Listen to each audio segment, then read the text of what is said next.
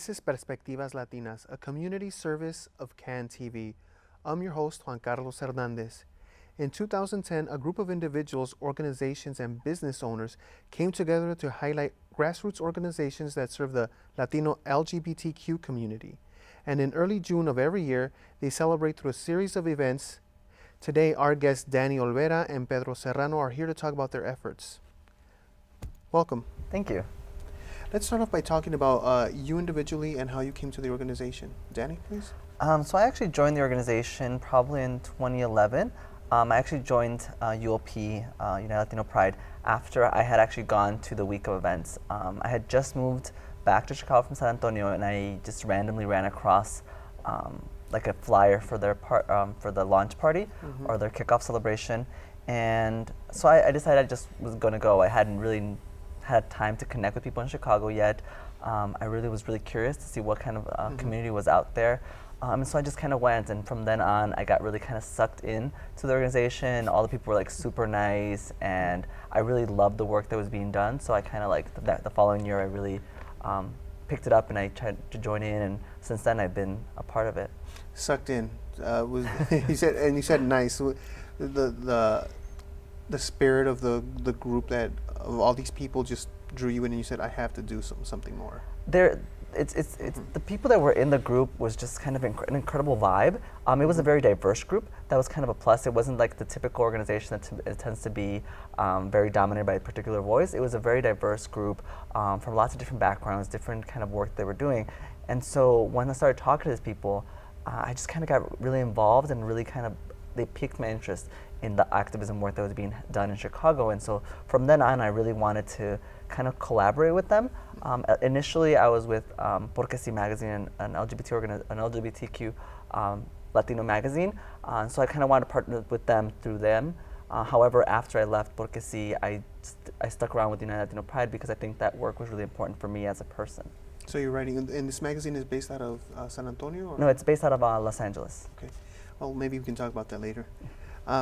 Let's talk about you, Pedro, please, and how you came to this organization. Yeah, so back in spring of 2010, when we were first starting to get together, there was kind of a call out for folks to join in on a meeting to discuss what we could do to work better together in terms of helping promote all of our different Chicago-based LGBT Latino programs, services, small business interests, particular like grassroots initiatives in the city.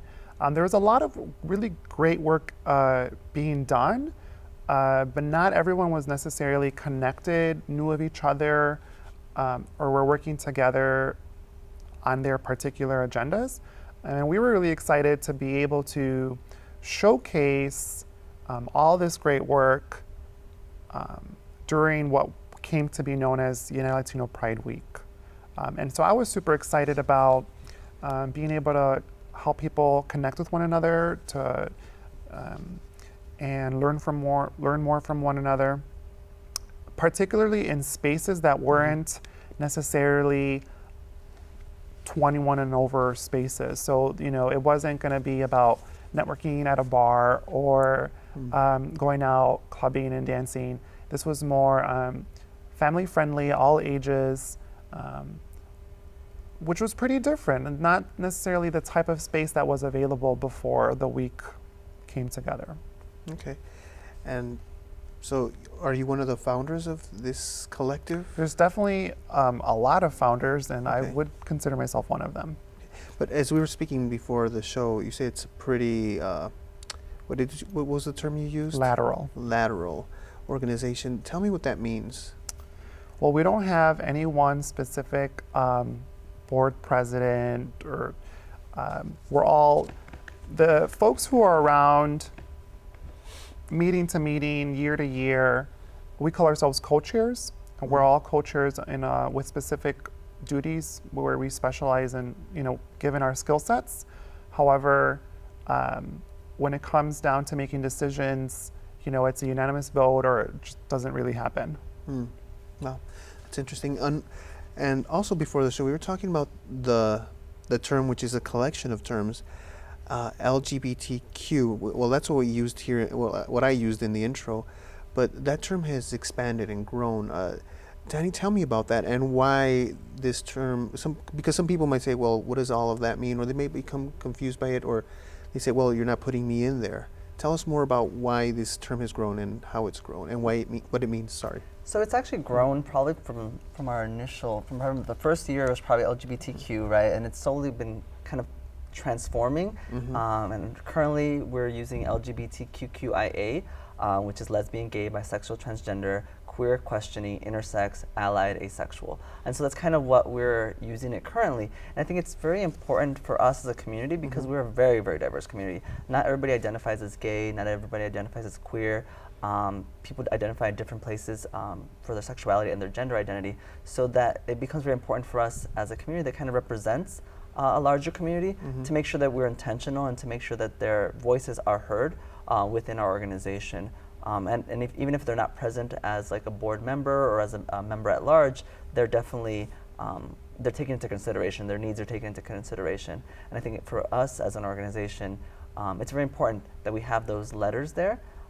And I know for a lot of people it may be a little complicated. It's hard to say sometimes, but it's not really. It's about not. That's not the purpose. The purpose isn't to complicate things. It's to include people. Exactly, and it's more about. It seems too much only because we're already included. For the person who's not included, they don't think that's too much to ask. And I think Pedro mentioned before the show, it's like for Latinos, we're like that too. We have Latino, Hispanic, Chicano.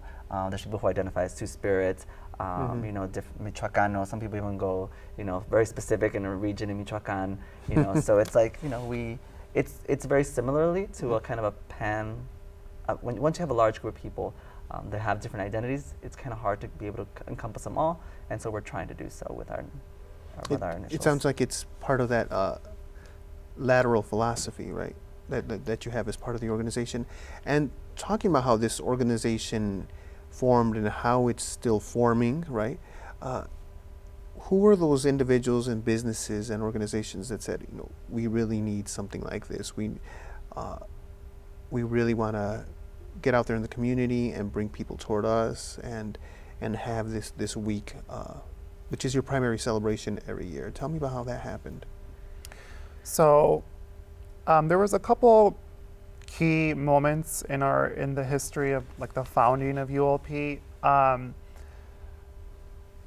Every year there's a major conference, a national conference called Creating Change, and some of our founding members attended the conference prior to the beginning of the first ULP week and started bouncing off ideas like what can we do back home in Chicago around organizing LGBT Latino organizations and businesses and initiatives around a movement. Around the same time, this is a few years back, but there was a group known as the Rainbow Riders who really were a collective of people in Chicago, in Illinois, riding out to DC around the March on Immigration Reform. So it was riders as in vehicles, not riders, because it's riders as in RIDERS riders. Yeah. So they we all piled in on a few buses and went out to rally around immigration reform. And a lot of the people on those buses were some of these very same organizers who came out for the founding of United Latino Pride Week. Very interested, very motivated individuals who wanted to get together to do something that hadn't been done before, and that was collaborate across agendas, make sure everyone's work was getting showcased and put forth so that each of our individual movements can grow and continue forward with a larger audience. Okay, and so you had that initial meeting, or how did that happen? You guys all? Yeah, so there was really like a call out. I think it was April of 2010. A Facebook event that said, "Come out to Efevina's Cafe in Pilsen, and we're going to talk about what can we accomplish together." And there was like probably, I don't know, I want to say like 45 people in the room, which is crazy. and Wow, that ideas were bouncing around, and eventually we're like, oh, let's do, let's have our own gay Latino pride parade in June. Like, let's forget about Halstead and do our own thing. And it was like, no, let's have a month series of events. And it was like, no. So anyway, that all boiled down to let's do 1 week. Like, that seems manageable. And somehow we pulled off getting that week organized in 6 weeks. In 6 weeks' time, we had a full agenda. you were inspired. Yeah, we were extremely inspired. And that's the energy that's been moving us forward year to year. Wow. And so this group came together and through this week together in 6 weeks. But that's not the only thing that you have, right? That spirit, that inspiration continued, and obviously we have one of our guests here who was drawn by that spirit. What else are you doing throughout the year that is bringing individuals together? Tell me about that. Well, I think, like Pedro mentioned, creating change the conference was so important to the founding of United Latino Pride that recently we decided that we're going to start trying to go yearly and try to get a contingent from Chicago to kind of go together. We help fundraise. We do events throughout the city to kind of fundraise for them, because it is a very costly conference. And even with the subsidized price, it still costs money to kind of travel, to find housing in the city where it's held. And so that's kind of what we're doing also every year. Additionally, we do our yearly fundraiser, Loteria Joteria. And that takes place usually when? It usually takes place probably April, but we're going to start doing it in October to celebrate the intersection of LGBT History Month and Latino Heritage Month. So there's a 2-week period when they overlap. So we kind of want to do that. We also do the Pride Parade, and we want to get involved with like the Mexican Independence Day Parade. We did it last year, or was it 2 years ago? Last year. I think it was last year, yeah. And so we do different things throughout the year, and we try to keep up, not just to keep the name of ULP out there, but also to promote what's going on. Because not only are we doing our own events, but we're also kind of promoting events for different organizations throughout Chicago who do that very needed work. Okay, and you've mentioned this conference a few times already, creating change, right?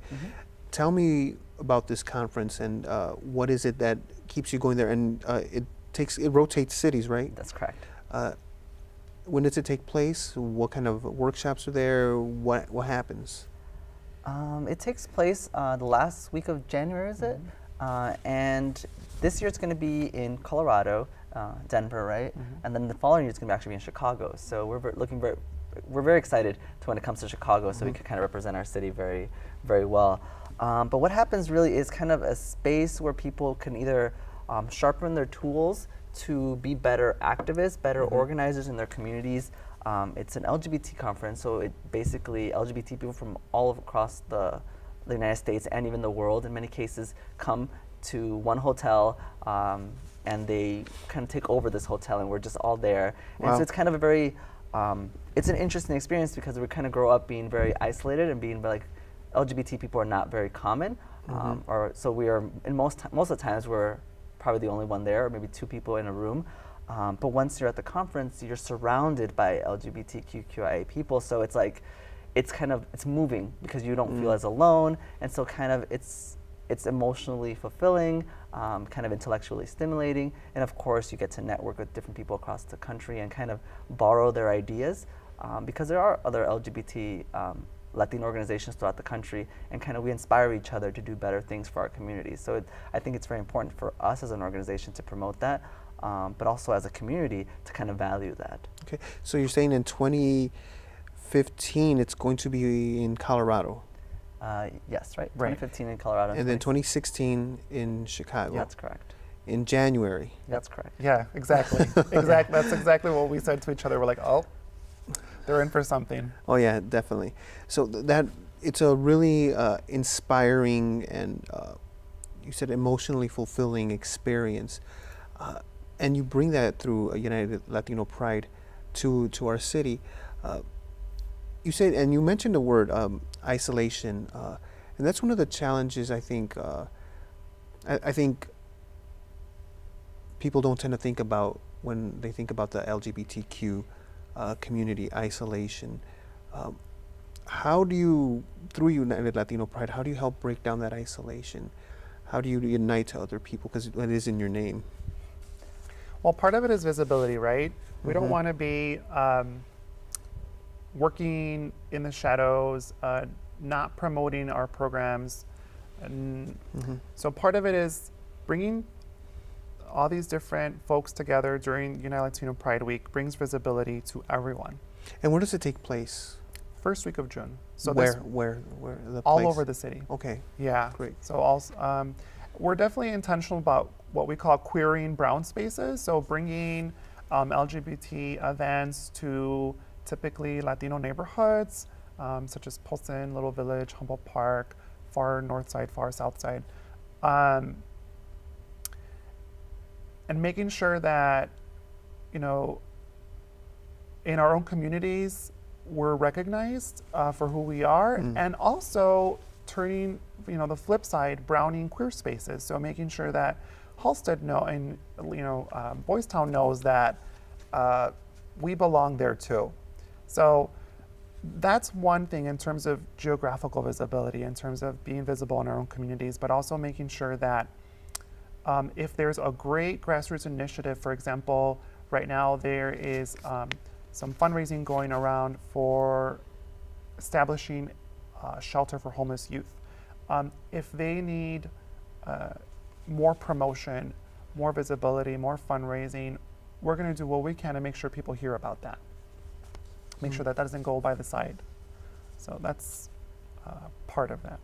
Okay, so you're saying queering brown communities and browning queer communities. Yes. What's one of the challenges you faced as an organization and as individuals in queering? Let's talk about the last one you mentioned, queering brown communities. I think, we've always been there, and we've always been part of these communities. Definitely. The difference is whether we're visible, and so it's sometimes very hard because our families pretty much know that we're queer for the most part, but they aren't confronted with that realization necessarily on a daily basis, and so sometimes it kind of gets forgotten, and that's a very vital part of our identity. So when we do this intentional queering of the brown spaces, it's to kind of remind people that we are here. We're normally here. It's just that during Pride Week we've taken advantage to kind of show that this is who we are, and this is kind of a very important part of who we are. Additionally, our brownness and our queerness cannot be separated. It cannot be fractured. They're kind of intertwined, and how we experience queerness is very dependent on how we experience brownness, and vice versa. So when we do these intentional kind of like intersectional spaces, it is kind of powerful for us because we feel kind of like a complete person. And I think that's part of our mission, is to celebrate the plurality of our identities, not to celebrate parts of it, but kind of be whole people for at least 1 week a year. And I think that's kind of one of the difficulties for us has been that, because people tend to kind of want to separate our identities, and okay, you can be gay like when you're in Pride, and then you have to be Mexican when you're at the Mexican Independence Day Parade, and you can't be both at the same time, even though that's exactly what we are. We're doing multiple things. Yeah, you don't want to segment who you are as a person, right? Yeah. Right, and that's actually a lot of the motivation around when folks got together initially. That was a huge conversation that we had amongst each other about being forced to pick and choose our identities depending on the space we were in, and kind of just being tired of that and saying like, no, we're going to be our complete selves, and this is one way we're going to do that. Okay, and browning queer communities, I guess, works the same way then. And how do people respond? Do they say, yeah, thanks for helping inform us, helping us see you and see ourselves as part of you? You know what? I would say one of the most gratifying elements of putting the week together is having new people out there who hadn't heard of us before or hadn't been to an event of ours before come and say to us, thank you so much for doing what you're doing. I didn't know that I could come out to a queer space in Pilsen. Like, I live here and I just didn't know that this was available. Or vice versa, right? So that's extremely exciting to be able to build community, allow people to make connections with one another, form a new friendship, right? get interviewed for a new job, like whatever it's going to be, we're excited to make that happen. Great. Now let's talk about the specifics of the week, without necessarily getting into the specifics of this year's week. What kind of events do you have? Workshops, parties? So I mean, first and foremost, we do what we can to be intentional that each event be appropriate for all ages, that each event be appropriate for both monolingual and bilingual people, and that, you know, not everything we do is a 21 and over space at a bar. So we've had, like, from the beginning through this year, there are typically events around arts and culture, so usually some film screenings, some gallery showings, a lot of discussions around our different identities, as men, as women, as trans folk, even, you know, in regards to what is it like as what has been the experience of growing up as a young person versus what is the experience right now being in this community in 2014 as a senior amongst our community. Definitely a few parties here and there. At the end of the week, we like to celebrate and make sure people have a good time. We do. Last year we did a fashion show. We touched different themes like marriage equality. Thankfully, you know, now Illinois is marriage equal state, so we're very proud to have that and to have worked tirelessly for that effort. So in previous years, we obviously focused on what the fight for that was. We focused on immigration reform. We focused on like the voices of undocumented queer folk. We focused on like the stories of trans people, particularly queer women. So there's like lots of themes that we touch upon, and we kind of do intentional to have a lot of variety throughout the week. Because sometimes, you know, you can't touch on every theme every day. Right. But if we do, when we find these events, we definitely do this intentional kind of idea, like, okay, we're hearing a little bit too much about this particular voice. Let's ensure that certain voices are heard also. And so that's kind of how we've been doing it every year, and it's worked for us because we always have a kind of a diverse voice that kind of shows throughout the week. And it's that lateral philosophy underneath it all. Tell me how do you hope this evolves in the coming time, and what you hope for the Latino community in general and the queer Latino community in Chicago? That's like a really big kind of like question, and I'm sure you ponder it sometimes. Definitely, and I think we all have different kind of visions of what the future looks like. And for me specifically, I would think United Latino Pride could eventually grow in a sense where we have multiple events happening throughout the city. And we've tried that before, but it kind of ends up being fractured. But I think moving forward, when there's a lot more visibility of United Latino Pride Weeks, where we can have maybe 3 events happening at the same time, and so people could choose which are the events that they like best throughout the week, and so they could do it that way. Also, just visibility-wise, our communities come out to celebrate with us in a sense that it's not like we're celebrating ourselves, but more like the diverse communities are coming in. So that means our parents are coming in to United Latino Pride, our cousins are coming, our neighbors are coming, you know, our friends from Boys Town or from non-Latino communities are coming to celebrate with us because they know how important it is to celebrate our lives as well. So that's kind of my vision of what United Latino Pride could be. And of course, Pedro probably has a very different and opposing view, but that's kind of how I see it should be. And I guess in that sense, you would transform the city because everybody's coming together. Pedro, let's hear from you. Yeah, I mean, definitely I would want to at least second Daniel's future aspirations for ULP Week. Except, in addition to that, we are also looking forward to establishing a physical space, hiring on a full-time, part-time or full-time staff. Currently we're volunteer run, and there's only so much that an initiative like ours can take on and accomplish with a volunteer run base, right? So we're definitely looking to grow our membership, grow our sponsorships, and move forward. Okay, great. We're basically out of time. One final question that I want you to please answer briefly. What's been the most, the highlight of your experiences in United Latino Pride? One moment, Danny. Probably the highlight has been my first time when I went to Creating Change with United Latino Pride, because I didn't feel so alone, and for the first time I really felt like my activism was connected to a larger movement, and it Wow. kind of transformed me. That's great. You, Pedro?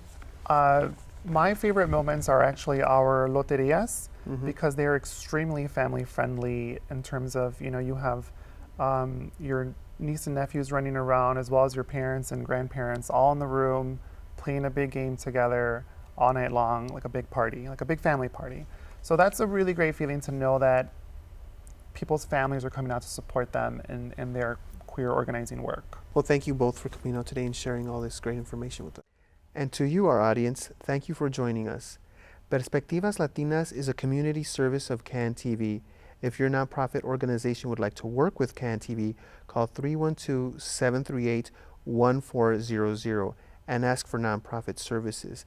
Tune into Perspectivas Latinas for local issues and concerns every Thursday at 8:30 p.m. on CAN TV 21. I'm Juan Carlos Hernandez. Thank you for joining us.